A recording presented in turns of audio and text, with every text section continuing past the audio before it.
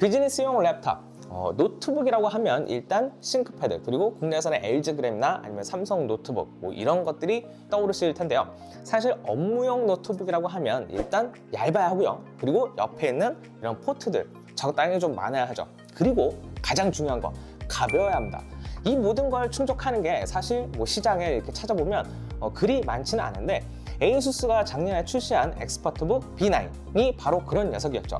880g의 가벼운 무게와 그리고 높은 완성도, 그리고 14.9mm의 얇은 두께를 자랑했던 그 녀석이 2022년 새롭게 업그레이드해서 돌아왔습니다. 업그레이드된 2022년형 에이수스 엑스퍼트북 B9 하나씩 제가 뜯어보겠습니다.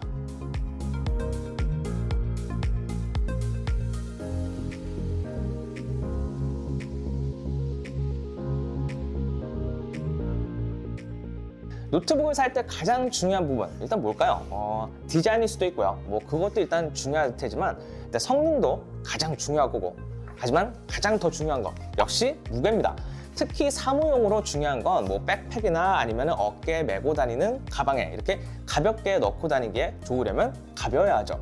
그래서 뭐 한 13인치나 아니면 14인치 요 녀석과 같이 이런 노트북 사이즈가 많이 선호되고 있는데, 에이수스 엑스퍼트북 B9은 14인치 사이즈의 비즈니스 랩탑을 추구하고 있는 녀석입니다.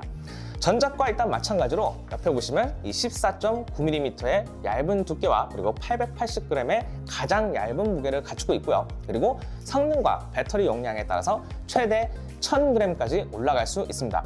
그래도 배터리 성능을 따진다면 한 1kg 조금 넘는 이 무게는 거의 용서가 되는 무게죠. 밀스펙 인증을 받아서 내구성도 좋고요. 그리고 44분 만에 최대 60%까지 충전이 되는 고속 충전 기능도 제공하고 있습니다. 저희가 지금 리뷰를 하고 있는 이 모델은 배터리 용량이 최대로 들어간 모델인데요. 그래서 무게는 공식 무게가 한 1005g이 좀 되는데, 실제로 무게를 재보면 한 1014g 정도 됩니다. 그리고 전원 어댑터까지 하면 한 1344g 정도까지 되죠.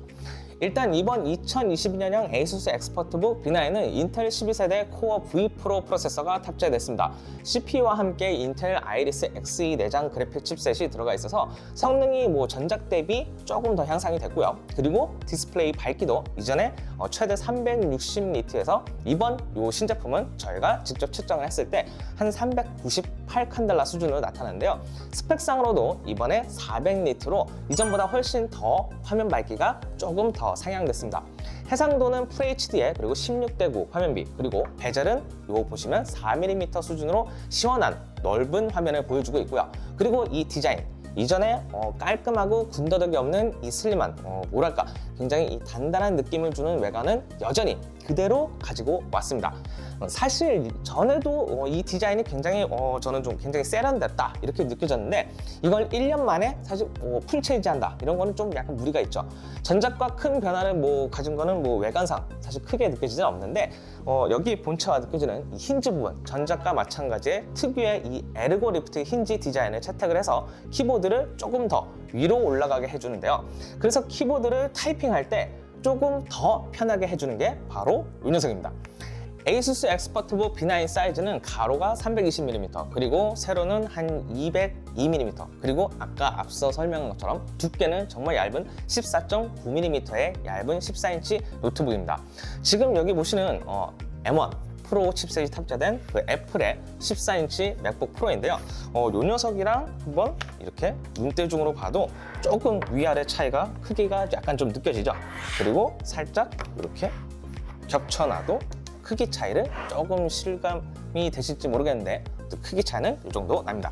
같은 14인치 노트북이라고 해도 위아래가 조금 더 짧고요. 그리고 두께도 보시는 것처럼 훨씬 더 얇은 걸 눈으로 확인하실 수 있을 거예요.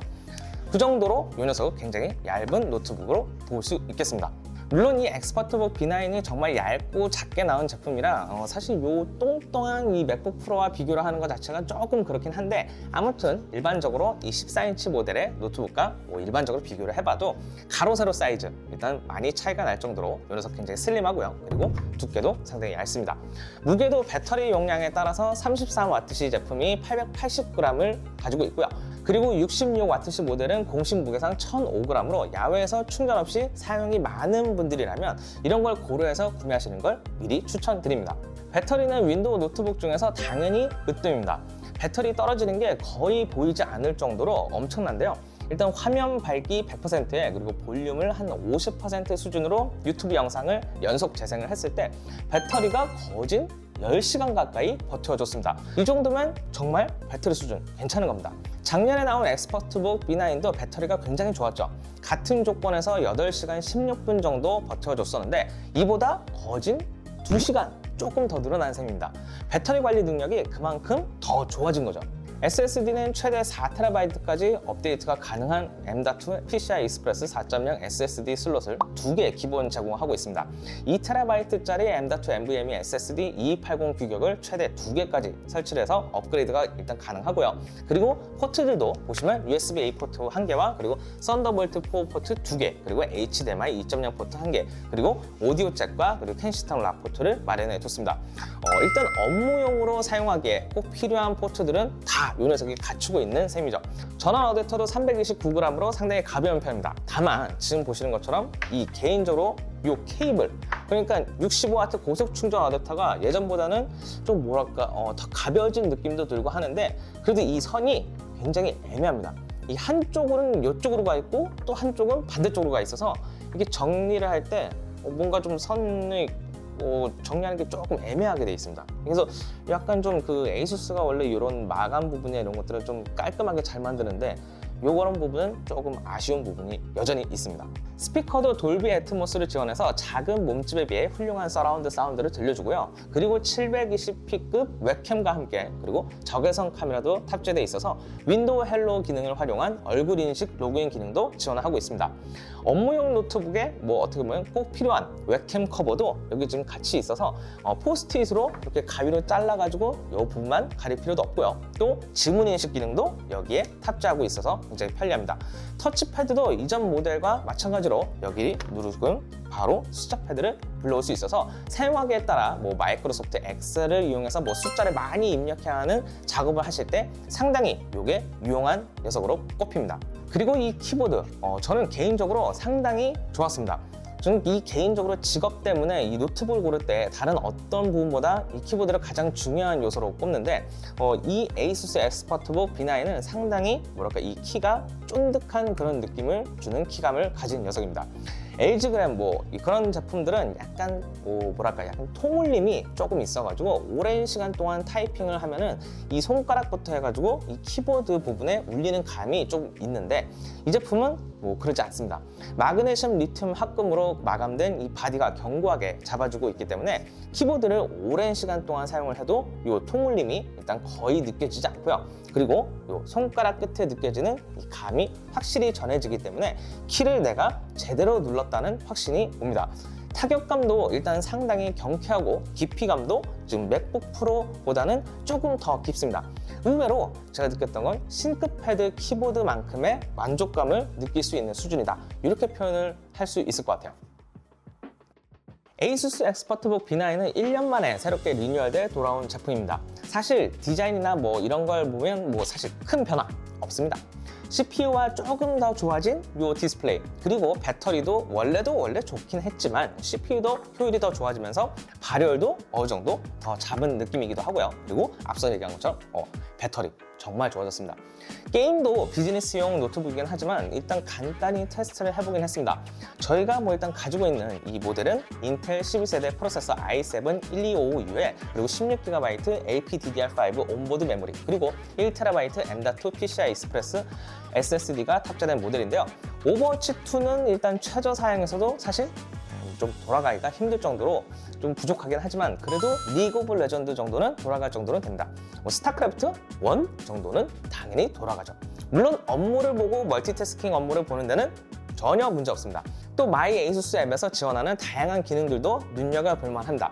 웹캠 왼쪽에 위치한 이 근접 센서를 활용한 어댑티브 락 기능을 활용을 하면 제가 만약에 자리를 비우면 이 녀석이 알아서 화면을 어둡게 하면서 중요한 정보나 아니면 내가 하고 있는 작업을 보호해주는 기능도 사용할 수 있습니다. 또 웹캠 효과도 동작을 추적하는 모션 트래킹 기능을 켜고 끈다거나 아니면 눈 관리 기능인 아이케어 기능을 활성화한다든가 아니면 하만 카돈 사운드 시스템이 탑재된 이 기능을 활용한 다양한 사운드 모드를 설정할 수도 있고요. 그리고 화상 회의 시 AI 기능을 활용해서 뭐 앞뒤나 아니면 전 방향에서 들리는 배경 소음을 제거해주는 기능도 설정을 하실 수 있습니다. 다만 이 전작의 폼팩터, 그러니까 이 외형이나 기존의 틀을 그대로 가져왔다 보니까 단점도 여전히 그대로입니다. 가령 이 약한 이 힌지 부분, 이전에 저희가 약간 좀 지적했던 부분이긴 한데 하면서 약간 힘이 약간 없어 보이는 이 힌지 부분은 여전히 그대로고요.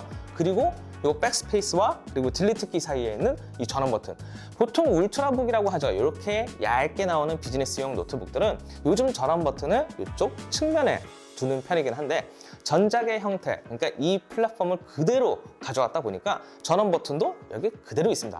그래서 작업하다 보면 전원 버튼 이렇게 누르면 바로 화면이 먹통이 되는 거죠.